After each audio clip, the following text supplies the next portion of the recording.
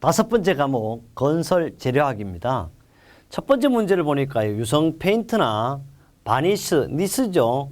비교한 얘와 얘들과 얘를 합성 수지 도로와 전반적인 특성에 관해서 옳지 않는 것은 요놈과 요에 두 개 합해진 거와 얘를 비교한 것을 옳지 않는 것은 그랬어요.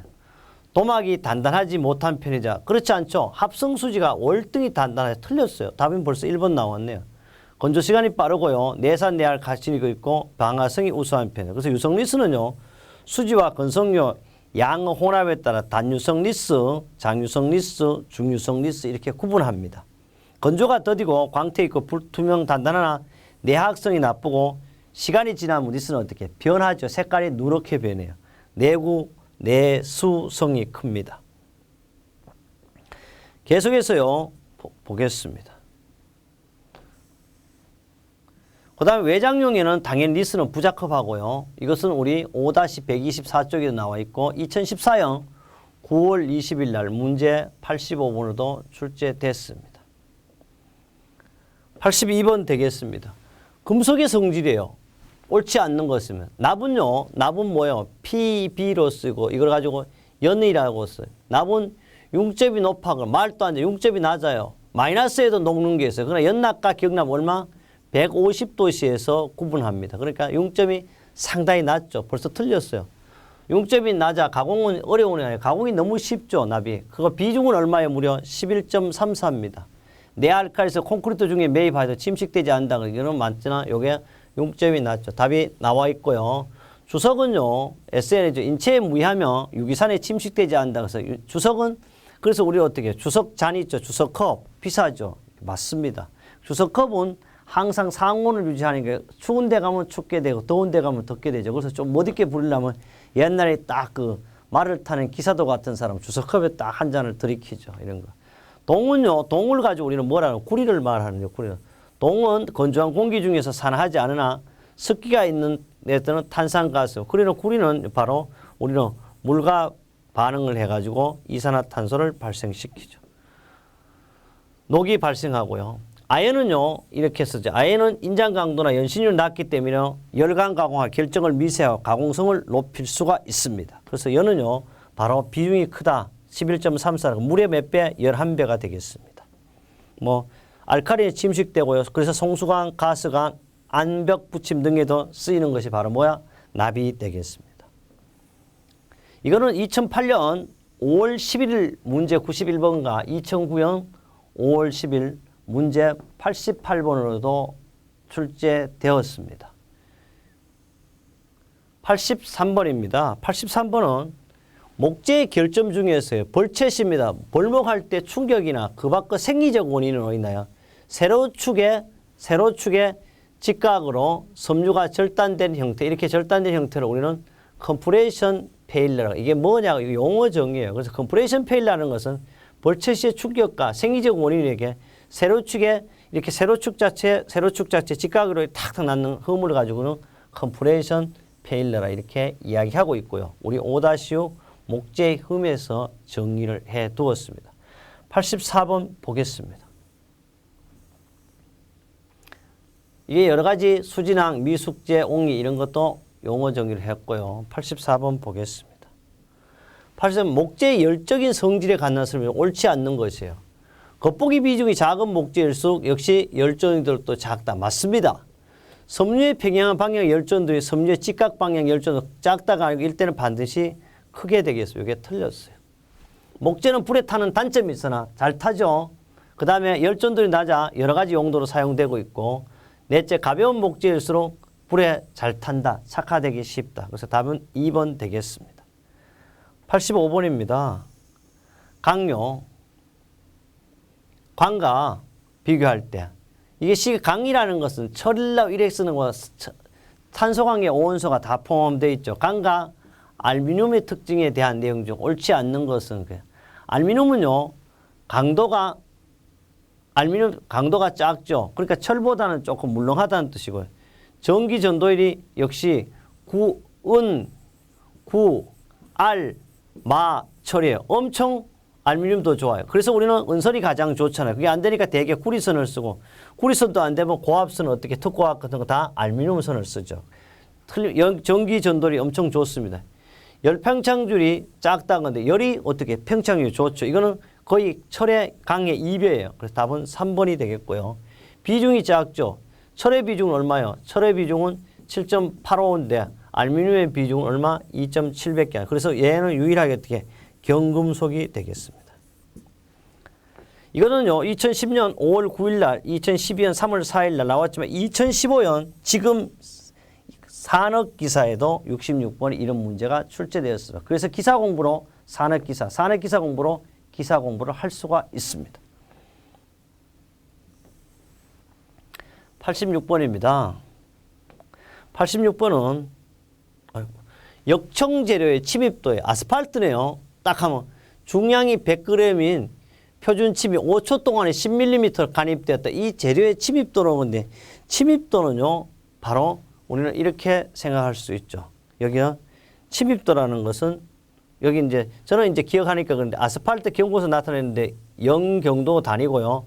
원래는 25도씨에 100g 5초 동안 이게 기본을 해요. 그래서 0.1mm 들어갈 때 침입도를 0.1분의 10으로 나타내죠. 그래서 이거는 100이 되는 거죠. 그래서 답은 항상 정해져 있는 것보다 이건 계산식이라기보다 침입도가 작을수록 경직식이고 침입도 연하점은 반비례 관계로 있고 이것은 5-100의 합격 날개 참고로도 만들어서 2009년 3월 1일 날 문제 84번에 출제되었던 문제입니다. 87번입니다. 목재의 내화성이에요. 목재의 내화성은 뭐예요? 불에 잘 타는 성질 이런 거죠. 불에 타는 성질인데 옳지 않 틀렸는 걸 찾아야죠. 목재의 발화 온도는 450도씨 이상이다. 맞습니다. 목재는 밀도가 작을수록 착화가 어려운 게 아니고 착화가 잘 일어나죠. 그래서 읽어보면 답이 보여요. 2번이 답이 되겠고요. 수산화나트륨 도포로 목재 방화의 효과적은 수산화나트륨을 도포함으로써 목재가 불에 타지 않는다 이 말이에요. 목재의 대단면화는 안전한 목재 방화 맞습니다. 대단면화는 안전한 목재 방화법의 하나가 돼요. 답은 2번이고요. 우리 교재 5-13쪽에 목재 연소 온도에서 확인할 수가 있습니다. 88번이에요. 단열재에 대한 내용입니다. 일반적으로 단열재에 습기나 물기가 침투하면 어떤 현상이 당연히 단열재에 물 붓고 하면 습기가 차면 어떻게 이거는 말이 안 되죠. 가장 맞는 거네요. 단열 성질이 나빠지면 다른 거 볼 필요 열전도율이 높아져 가지고 단열 성능이 나빠지게 돼요. 답은 2번이고요. 단열재는 열전도율 흡수율이 작아야 되고 비중 투기성이 작아야 되고 내화성이고 내부식성이 좋아야 되고 시공성이 좋고 기계적인 강도도 있어야 합니다. 그뿐 아니고 재질이 변질이 없고 균일한 품질을 또 싼 게 비지떡이 아니고 가급적 가격이 저렴하면서도 유독가스 발생이 없어야 화재가 일어난다 그래도 우리가 어떤 인체에 유해한 영향을 주지 않아야 되겠죠. 답은 2번이 되겠습니다. 89번 가겠습니다. 이외에요. 여기도 했어요. 단열재는 물을 흡수하면 물에 의해 열전도 높아져 단열 성능이 떨어지고요. 합격 날개 또 건설하는 필기 합격 날개 2번 은행 문제로도 나와 있습니다. 89번입니다. 유리섬유 폴리에스테르 수지 혼입하여 가압 성형판으로 내구성이 좋아 내외 수장제로 사용하는 답이 문제 하나를 보냈어요. 폴리에스테르를 강화시킨 것이 바로 폴리에스테르 수지를 흡입시켜 강화한 것이 폴리에스테르 강화판. 그래서 문제에 답이 있는 것들도 간혹 있습니다. 이렇게 폴리에스테르에 대해서 한 번 더 썼고요. 우리 5-119페이지 문제 12번과 문제 13번이 연결되어 있고 2010년 3월 7일 문제 81번도 출제된 내용이 되겠습니다. 90번입니다. 다음 중 자연에서 용재가 증발하여 표면에 피막이 형성되어 굳은 도래를 뭐라 그래? 이건 자연에서 용재가 증발, 표면에 피막이 형성되어 굳은 재를 가지고 우리는 염화비닐 수지 에나멜 이거 가지고 PVC 에나멜 이렇게 하죠. 이것은 자연에서 용재 증발하여 표면에 피막이 형성되어 굳는 유일하게 염화비닐 수지가 되겠습니다. 수지 에나멜이 되겠습니다. 우리 이것은 5-129 합격 날개 은행 문제에 잘 들어가 있습니다. 그 다음에 91번인데요. 타일의 소지 중 답이 보이네 규산을 화학성분한 석영이라든지 수정 등의 강물로서 도자기 속에 넣으면 점성을 제거하는 효과가 있고 수지 속에서 미분화하는 게 뭐냐. 이거는 말 그대로 여기도 있잖아. 규산이 뭐예요? 이게 규석 실리콘이잖아요. 이게 바로 규석이 되겠습니다. 이렇게 쉽게 우리는 답을 찾을 수 있었습니다.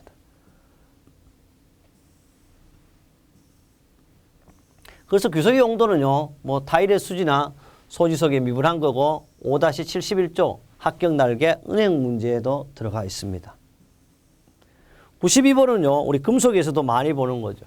SK 본도라 이건 주로 용광로에 사용하는 거고요. 이거는 뭐를 표시하냐? 이거는 SK 본도라는 것은요.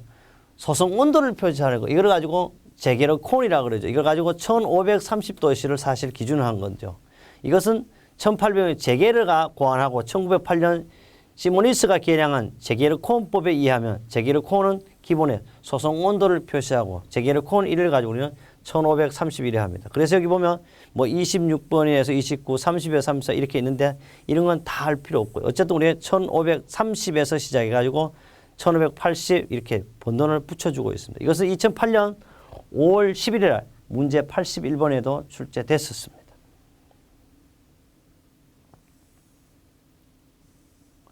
(93번입니다) 93번요.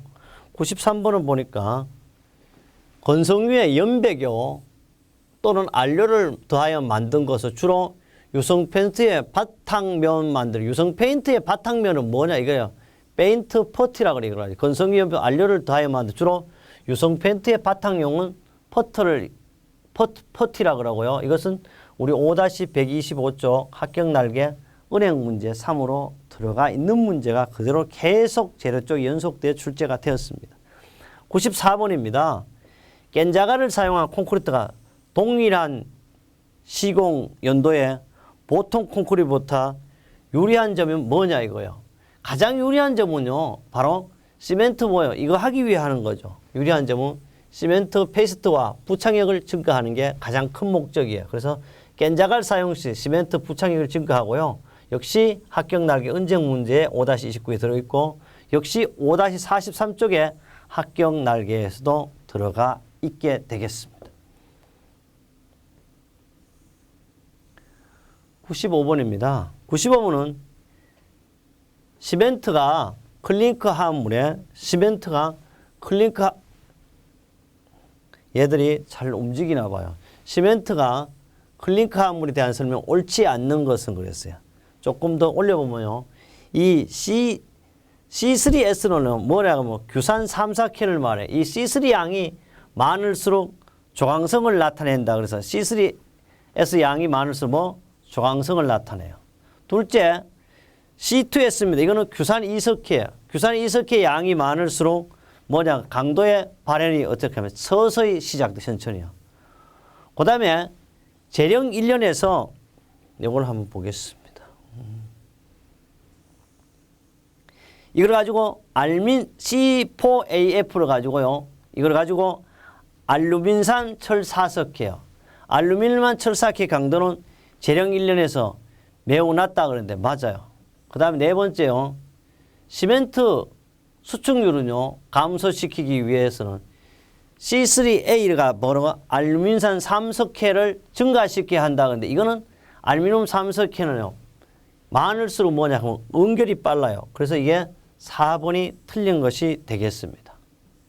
요거는 이제 잠깐 보면 우선 여기서 참고적 하나 더 보면 C3S를 가지고 규산 3, 4켜라고 그러고 C2S를 가지고 규산 2석회라고 C3A를 알루민산 3석회입니다. C4AF를 알루민산 4석회인데요. 그래서 규산 3석회는 초기 강도를 좌우하고 그 다음에 규산 2석회는 후기 강도 영향을 주고요. 알루민산 3석회는 수화작용이 빠르고 발열량이 많게 하는 것이 되겠습니다. 96번입니다. 코킹제의 일반적인 특징에 관한 설명으로 옳지 않는 거 틀린 거죠. 코킹제는요. 첫째, 코킹률은 수축률이 크다 그랬는데 어떻습니까? 수축률이 작죠. 틀렸어요. 답은 벌써 1번이고요. 내부의 점속이 지속되고 내산 내알칼수 있고 각종 재료에 잘 접착이 되는 거죠. 바로 합격 날개 120쪽에 은행 문제로 들어가 있습니다. 97번입니다. 97번은 고로 슬래그 분말을 시멘트 혼화 재료를 사용한 콘크리트 성질이죠. 이거는 바로 용광로에서 분말이 나오는 거죠. 그래서 용광로에 떼면 그 쉽게 말해서 매연 가루를 우리는 사실 고로 슬래그 분말로 쓰죠. 옳지 않는 겁니다. 초기 강도는 낮지만 슬래그의 잠재 수경성 때문에 장기 강도는 매우 커서 맞아요. 이거는. 해수라든지요. 하수의 화학적 침식에 대한 저항성이 큽니다. 맞습니다. 슬래그 수화에 의한 포졸 반응으로 공궁 충전 효과 및 알칼리 골재 반응 억제 효과가 커. 이것도 맞죠. 슬래그를 함유하고 있어 건조수증에 대한 저항성이 뭐겠어요? 큰 게 아니고 작다 또는 약하다가 되겠어요. 이렇게 이게 4번이 틀린 거가 되겠어요. 이것은 바로 5-33조 합격 날개 은행 문제로도 들어가 있습니다.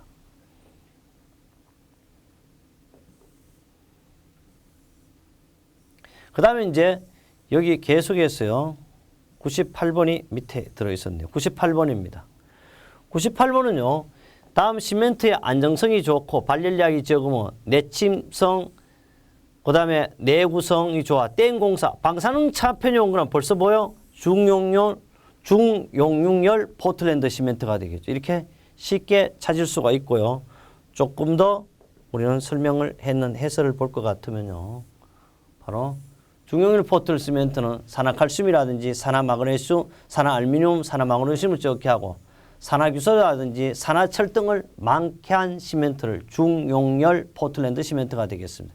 이것은 수축열이 적어서 대형 단면 부지에 쓸 수 있고 방사선 차단 효과가 있어 바로 답을 찾을 수가 우리가 있었습니다. 이것은 우리 교재는요. 5-30촉에 있고 합격 출제되었던 문제는 2009년 5월 10일과 2012년 9월 5일에도 문제 81번으로 출제되었습니다. 특히 메스 콘크리트 종류는요. 중용열 포틀랜드 시멘트, 고로 시멘트, 플라이에스 시멘트, 저발열 시멘트 등이 있습니다. 99번입니다. 표면 건조 포화 상태의 장골재가 500g이에요.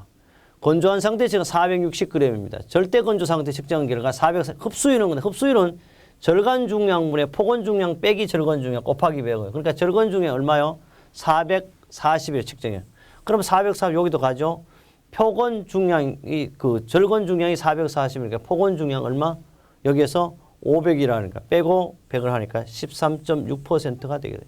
쉽게 이렇게 우리는 이런 건 자주 보면 똑같은 문제가 계속 반복될 겁니다. 우리 2012년 3월 4일 날 문제 90번으로도 출제가 되었던 문제가 바로 이것은 흡수율을 계산하는 문제가 되겠습니다.